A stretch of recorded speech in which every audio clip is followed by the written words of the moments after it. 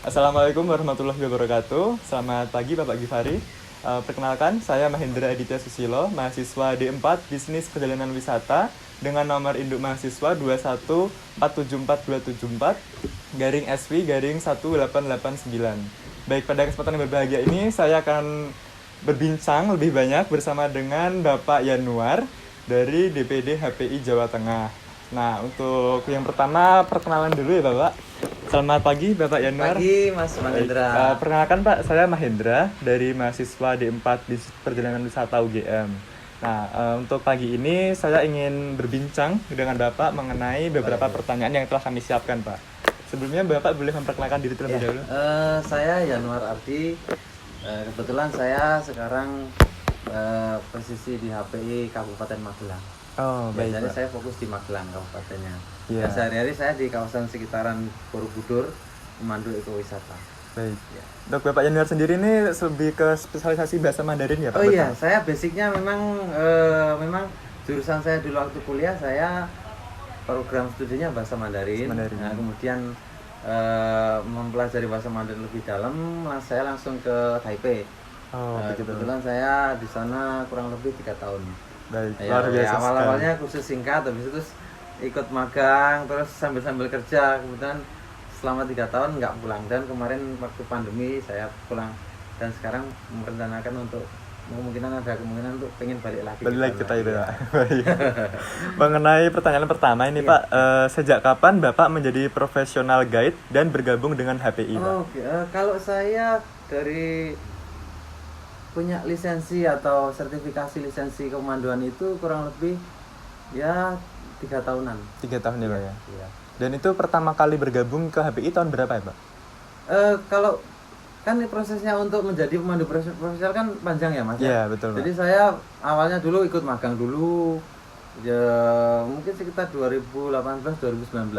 Oh, Nah begitu. itu saya magang dulu awalnya. Iya. Setelah magang nanti ada proses untuk ke sertifikasi, Iya. ada untuk tes untuk lisensi, dan akhirnya mendapat kartu anggota jadi Oh. HPI. Jadi harus ada tes dulu dari lembaga sertifikasi Baik. atau LSP ya. Ya, Nah, LSP. itu tergantung nanti LSP-nya yang mana yang mau adakan sertifikasi. Baik. Nah, jadi tahun itu saya setelah magang kebetulan ada program sertifikasi, terus saya ikut serta, dinyatakan kompetensi. Nah, disitulah kita baru dinyatakan sebagai pemandu profesional yang berlisensi. Wah. Ya, kalau yang pemandu-pemandu yang misalnya ngikut ikut senior Iya. dari magang, dari escort itu udah lama. Oh. Cuman iya. kebetulan yang program untuk sertifikasi kan jenjangnya sekitar 1 tahun ada 2 kali. Oh. Nah, jadi kita ikut dari program pemerintah itu ada Iya. dari kebetulan kemarin dari Disporapar Iya. itu 1 tahun 2 kali, dan saya ikut itu yang program yang akhir tahun. Iya. Nah, kebetulan di situ tes lulus, dinyatakan lulus, terus mendapatkan kartu tanda anggota Iya. sebagai anggota HPI. Oh. Baru kita dinyatakan sebagai pemandu profesional. Baik. Ya, Sangat begitu. luar biasa, Pak. Kemudian bahasa asing apa yang menjadi spesialisasi Oh, Bapak? iya. Kemudian alasan apa ya, membuat Bapak memilih bahasa tersebut? Kalau yang spesifikasi sih bahasa Mandarin ya. Baik. Tapi kalau bahasa Inggris kan kita kan bisa dibilang bahasa Universal, wajib ya. universal. Jadi ya harus familiar. Oh, Tapi iya. kalau yang saya pelajari emang bahasa Mandarin. Baik. Kalau bahasa Mandarin sebenarnya saya dari lingkungan ya. Iya. Dari lingkungan keluarga. Oh, Nah, begitu. ya, Baik. keluarga sanak saudara sudah familiar. Jadi gimana kalau misalnya nanti saya belajar yang secara formal di Oh. pendidikan formal gitu. Iya. Terus akhirnya saya milih untuk bahasa Mandarin. Bahasa Mandarin. Kebetulan sudah dengan keluarga juga sudah familiar. Tapi Baik. di keluarga saya bahasa Mandarinnya kan macam-macam ya. Iya. Ya kebetulan yang dari keluarga saya bahasa Mandarinnya yang daerah spesifik di provinsi Fujian. Kalau kami bilangnya Hokkien. Oh, iya. Nah, tapi Hokkien itu bahasa daerah. Oh, Saya iya. belajar bahasa daerah dari keluarga, tapi saya untuk belajar ke bahasa resmi standar Beijingnya, Iya. saya harus belajar di akademik. Makanya Oh. saya masuk bahasa Mandarin. Berarti kalau bahasa daerah itu di Hanse-nya pakai yang tradisional itu, Pak? Hasilnya sama. Sama. Cuman dari segi pengucapan kan lain, Mas. Iya, beda. Ya, tetapi yang saya pelajari di kampus itu standar Beijing. Hmm. Beijing artinya seluruh Cina Iya. itu memakai bahasa itu satu. Baik. Tapi kalau yang daerah-daerah kan banyak, ada Ya. Teochew, ada Ke, ada Hokkien, Fujian macam-macam. Baik. Tapi yang kalau misalnya kita memang belajar bahasa Mandarinnya secara resmi dan nasionalnya itu ya standar Beijing. Beijing. Ya, Baik. betul bahasa Mandarinnya. Sangat luar biasa nih Pak, cerita dari Bapak Yanuar ini. Kemudian tamu dari negara mana yang menurut Bapak perlu pendekatan khusus dalam pemanduan yang Bapak lakukan? Kalau yang sebenarnya tamu itu banyak ya, yang dari nggak cuma satu negara ya. Ya, Nah, kebetulan. betul. Tapi kalau saya sih sebenarnya spesifik ke lebih ke Asia ya. Asia. Ya, misalnya dari China, Iya. Taiwan, terus Thailand, Laos, India. Tapi kalau menurut saya yang sering diorder ke saya kan otomatis kan spesialisnya kan. Ya. Ya yang saya yang familiar ya dengan dari tamu dari Taiwan, dari Taiwan. Cina ya. Kalau perhatian khusus mungkin dari makanan aja ya. Oh, makanan. Misalnya kalau orang dari Taiwan ini yang saya kebetulan yang saya sudah familiar dengan Taiwan ya. Iya. Kita harus misalnya mau makan di mana nih, dan restoran yang dituju itu harus yang kebiasaan mereka makannya apa. Contohnya misalnya orang Taiwan nggak suka pedas, Iya. jangan langsung kita taruh ke sambal dan sebagainya gitu. Iya. Pedas, minyak, garam, Oh, terus santan, dan mereka kan enggak. Iya. Ya kita pilihkan yang restoran yang banyak sayurnya. Jadi seperti itu aja lah perhatian khususnya. Oh, baik Pak. Kalau yang lain-lain umum biasa, normal. Baik. Lebih ke arah makanan saja. Makanan ya Pak ya? Yes. Oke. Pertanyaan berikutnya, berdasarkan pengalaman Bapak nih, apa yang paling penting untuk dikonfirmasi saat pertama kali Bapak menghubungi biro perjalanan ketika ingin menggunakan jasa Bapak? Saya sih ke profil tamu ya Mas ya. Oh, baik. Jadi misalnya ada biro menghubungi saya, Iya. Mas ini ada tamu tanggal sekian sekian sekian, Oh. nah, saya pastikan jadwalnya. Oh, oke, saya kosong. Oke, saya konfirmasi. Terus saya tanyakan profil tamunya, Oh, iya. mahasiswa, instansi, Iya. atau kantor atau siswa anak sekolah. Iya. Soalnya nanti berpengaruh sama waktu kita memandu. Iya, betul. Ya, jadi itu yang paling penting profil.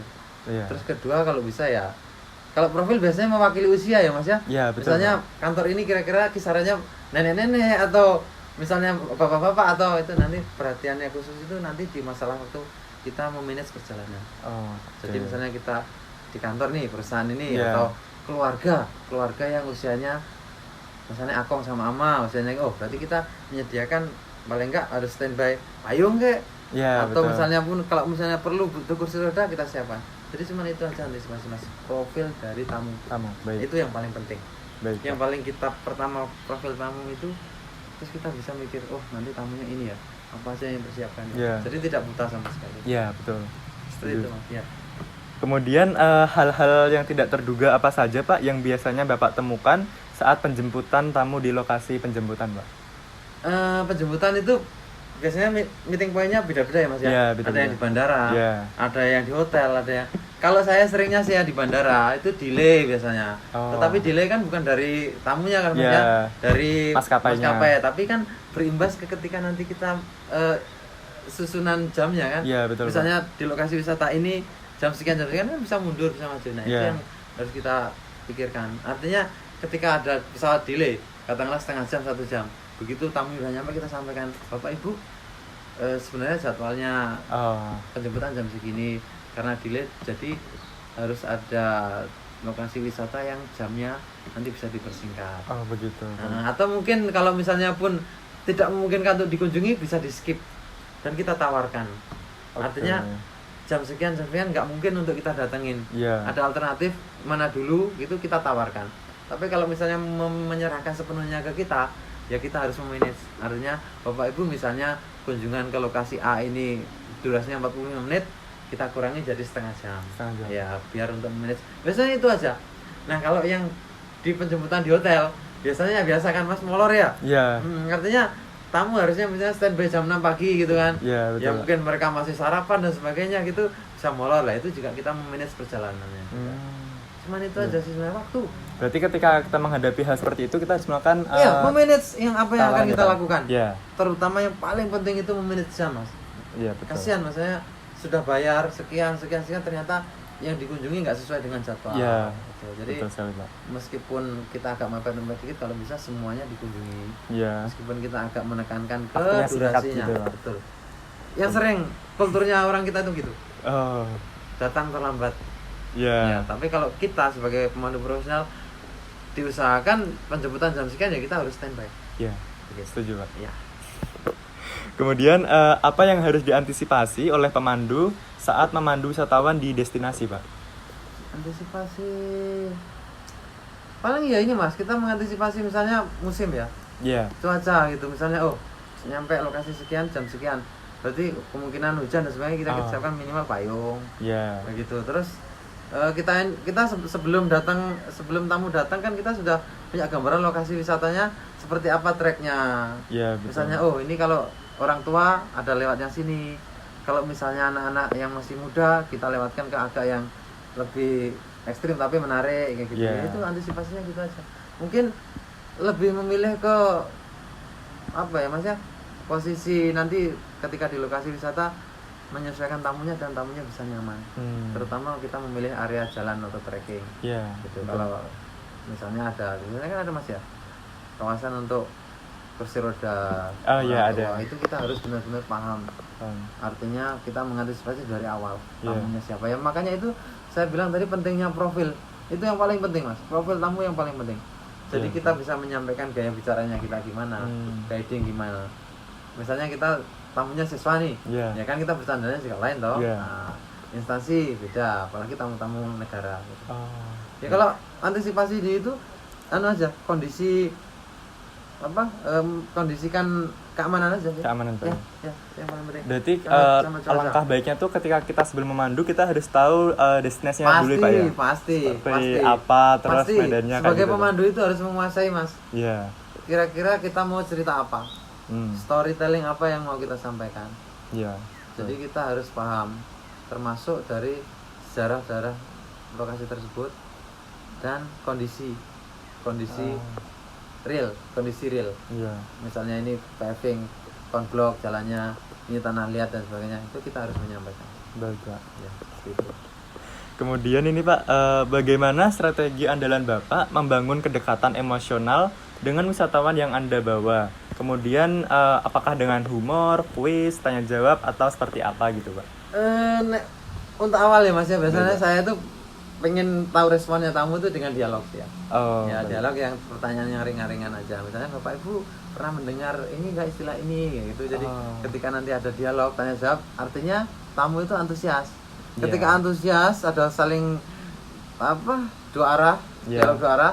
Nanti di situ diselingi humor. Oh, Ya, humor ya, contohnya misalnya kalau misalnya di Borobudur kan ada relief monyet. Yeah. Ya, contohnya misalnya Bapak Ibu ini relief monyet itu seperti Bapak Ibu kalau saya bilang monyet jangan lihat saya dong. Ya, kayak gitu. Kalau buaya boleh lah lihat. Gitu lah. Ya, seperti Baik. misalnya di belakang ada pegunungan Menoreh itu kan. ya. Kita istilahnya gambarkan sosok Gunadarma yang jadi arsitek Borobudur itu sedang tidur di situ seperti Yeah. Buddha tidur kayak gitu kan. Oh. Terus kita misalnya Bapak itu hidungnya, itu tangannya, terus yang agak menonjol bawah itu jangan dilihat ibu-ibu, itu untuk bapak-bapak saja yang boleh lihat.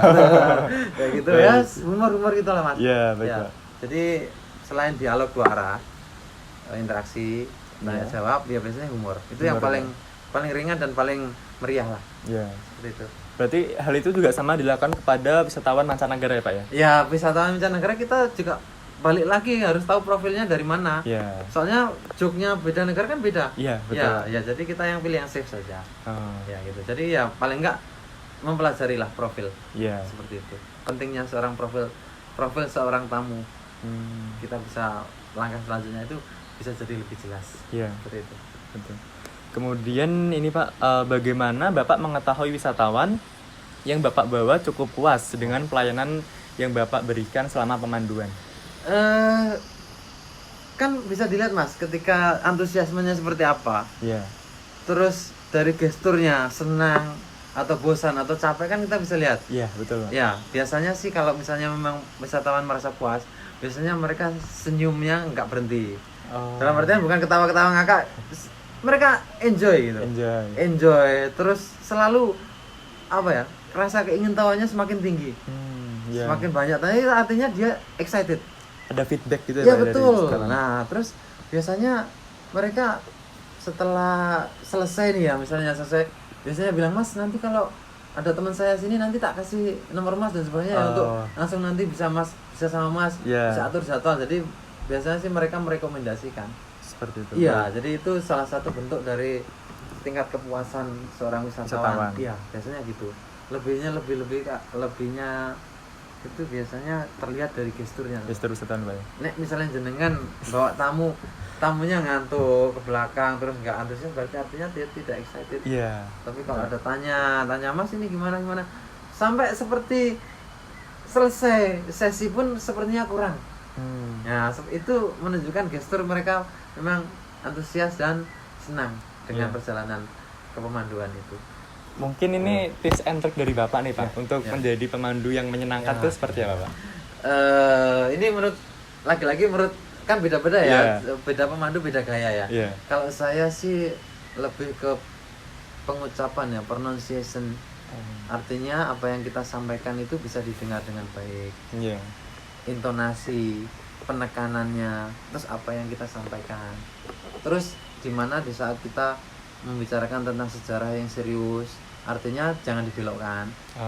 Terus ketika kita ada selingi dengan humor, ya itu artinya ketika kita berbicara humor, artinya kan ini bukan sejarah yang sudah ada pakemnya. Artinya kita melenceng sedikit, tetapi kita harus tahu humornya itu jangan sampai merusak kaidah dari sejarah itu sendiri. Itu untuk penyampaian isinya. Kalau untuk gestur sendiri ya,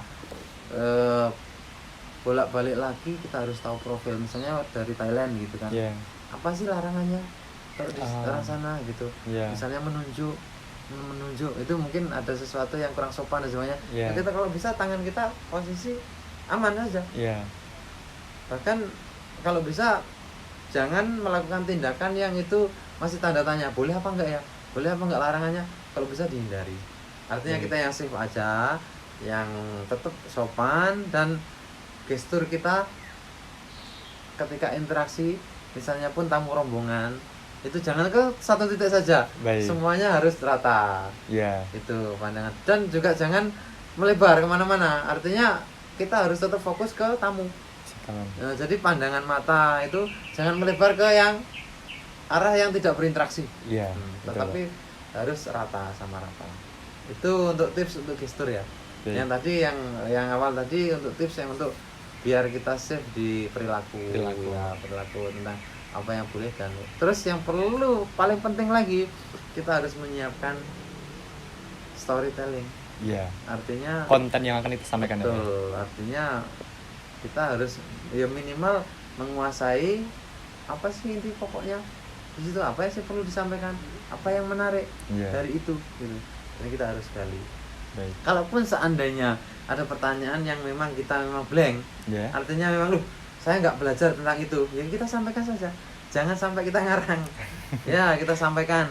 Artinya Bapak Ibu, kalau di kultur kami yang kita ketahui budayanya misalnya cuma ini, kalau ada informasi itu kebetulan kami belum baca dan kami belum paham betul.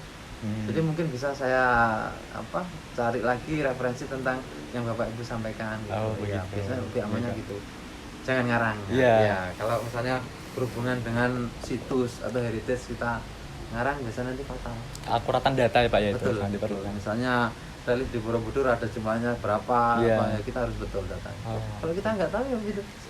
Kan namanya berita itu kan macam-macam ya Mas ya. Betul, Pak. Misalnya orang dari India dengar, ini patungnya kalau dengar ini stupa, ini arcanya, penyebutannya ini, ya kita yang aman saja.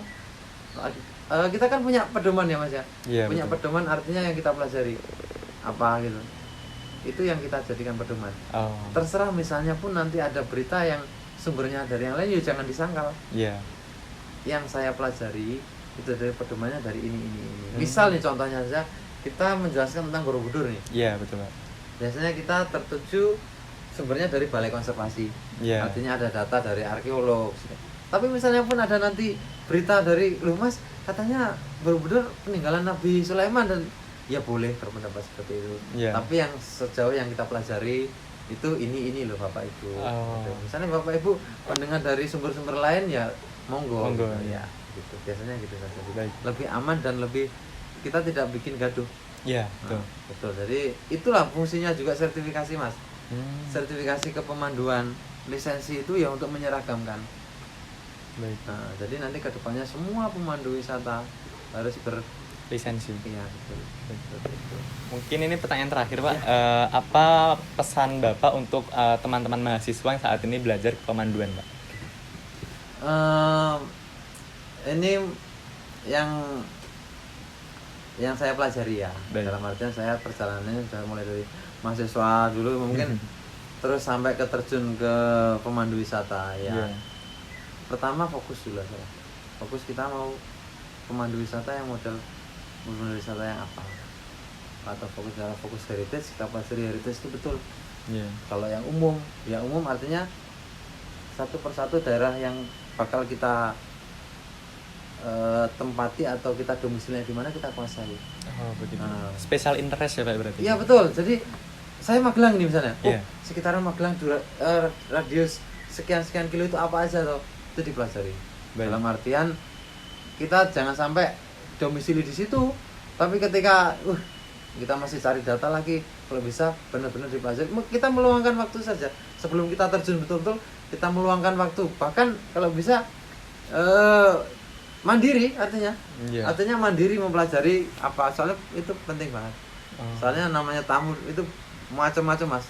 Dari mulai tamu yang kadang-kadang mancing, kadang-kadang apa mereka yang nggak tahu betul, itu kadang banyak banget. Iya. Ya, itu tipsnya ya pelajari dulu.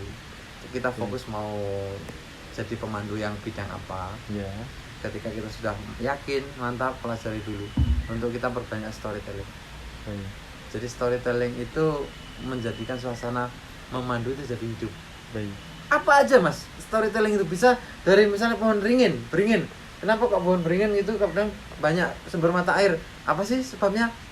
Cuman dari cerita gitu aja, ketika kita menguasai itu sudah jadi durasinya sudah jadi memandu gitu. Iya. Nah, itu tipsnya gitu. Apa saja yang menarik Baik. dari hal yang kecil coba kita gali. Dari sejarahnya, dari nama penemunya, dari mitosnya, Iya. dari legenda-legenda, tapi disampaikan sekali lagi disampaikan. Iya. Ini mitos Bapak Ibu. Begini yang sedang berkembang di sekitar. Oh. Sekali lagi ketika mitos, legenda, selentingan, ya kita sampaikan. Jangan kita menyimpulkan, Bapak Ibu ini dulunya ini loh, penemunya ini loh. Mungkin bisa keliru kan? Iya, Tapi betul. disampaikan ketika itu mitos ya mitos. Tipsnya seperti itu, Mas. Biar Baik.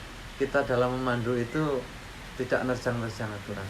Baik. Dan juga tidak bikin gaduh. Tidak bikin abu-abu berita itu. Oh. Iya. Seperti itu. Namanya pemandu dengan gaya masing-masing. Nah, untuk bumbu-bumbunya ya tadi perbanyak joke artinya ketika sudah suasana sudah sepaneng, Iya. ada titik kita harus bercanda, Iya. kita joke, keluarkan joke itu. Referensi joke diperbanyak itu. Dan yang paling penting lagi tetap memahami profil wisatawan. wisatawan. Betul, itu penting sekali. Kadang-kadang masih ke bawah ya, Mas, kita kebiasaannya bawa outbound ini misalnya. Iya. Bawa outbound ketika kita bawa tamu negara, outboundnya itu mau keluar aja, nah iso itu direm. Artinya kita harus menyesuaikan dulu. Iya. Seperti itu, tipsnya seperti itu. Kalau saya seperti itu sih. Ya, untuk selama ini ya lancar-lancar dan aman-aman aja. Dan kendala ya bisa diatasi lah. Baik, Pak Yanuar. Iya. Wah, sangat luar biasa sekali ya Bapak Givari tadi Pak, Sama-sama. perbincangan saya dengan Bapak Yanuar. Beliau sangat ekspor di bidang kepemanduan ini khususnya Sama-sama masih belajar, Mas. Sama-sama saya masih terus belajar terus. Iya, Pak. Dan mungkin ini Bapak Yanuar ini pengalaman Bapak kan lebih ke wisatawan Taiwan ya, Pak ya? Memang sebenarnya spesialis ya. Iya. Tapi kalau misalnya dibanding dengan jumlah ya tetap lokal masih tetap banyak. Oh, begitu. Tapi kalau dari Taiwan kan kebetulan saya ya dikenal. Jadi Iya. otomatis begitu ada tamu dari Taiwan minimal saya dihubungin. Dihubungi. Itu yang dari biro. Kalau yang dari saya sendiri, pengalaman sendiri bahwa tamu banyak kan teman saya sendiri dari sana. Oh. Ya, jadi kontak-kontak itu ya sudah, artinya dia datang menemui saya. Iya. Gitu. Soalnya saya di sana kan di lingkup perusahaan yang lumayan karyawannya lumayan banyak. Oh, begitu. Jadi kultur orang sana ketika perusahaan besar dalam 1 tahun ada piknik ke luar negeri. Keluar negerinya dari negaranya mereka. Oke, Nah, baik. jadi misalnya saya rekomendasikan datanglah ke Indonesia. datanglah ke Jogja, ke Bali, ke Magelang kayak gitu. Nah itu kebetulan saya yang handle gitu. Oke, sangat luar biasa. Cerita dari Bapak Yanuar ini, saya Mahendra Pak mengucapkan terima kasih yang sebesar-besarnya. Sama-sama Mas Mahendra. Bapak telah Ya. meluangkan waktunya. Semoga untuk kedepannya lagi Bapak bisa semakin sukses Amin. dan berkah ya Pak ya. Mas Mahendra juga, amin. Baik. Semoga nanti Mas Mahendra ketika memang minat di bidang kepemanduan, Mas Mahendra bisa jadi pemandu pariwisata yang profesional. Amin. Amin. Baik, terima kasih banyak Bapak Sama-sama. Yanuar. Demikianlah Bapak Gifari, saya Mahendra mengucapkan terima kasih dan wassalamualaikum warahmatullahi wabarakatuh. Salam.